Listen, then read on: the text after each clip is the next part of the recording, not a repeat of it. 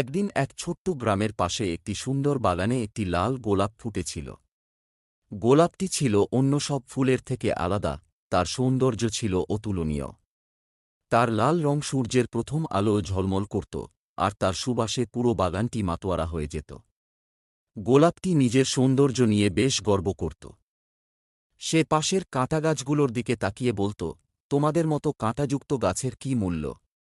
আমার মতো সৌন্দর্য এবং সুবাস তো নেই। কাঁটা গাছগুলো চুপচাপ এই কথা শুনে যেত।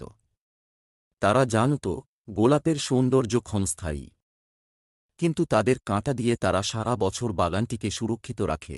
একদিন এক পথিক বাগানে এল।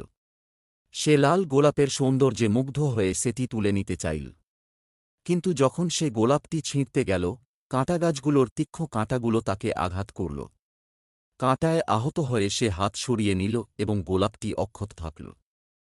গোলাপটি তখন বুঝল সে একা নয়, তার সৌন্দর্য রক্ষা করতে এই কাঁটা গাছগুলোও তার পাশে আছে। সেই দিন থেকে গোলাপটি আর অহংকার করল না।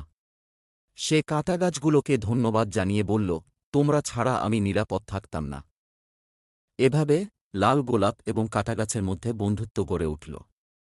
তারা একসঙ্গে বাগানের সৌন্দর্য বাড়াতে কাজ করে যেতে লাগল। শিক্ষা: প্রত্যেকের জীবনে তার নিজস্ব গুরুত্ব আছে।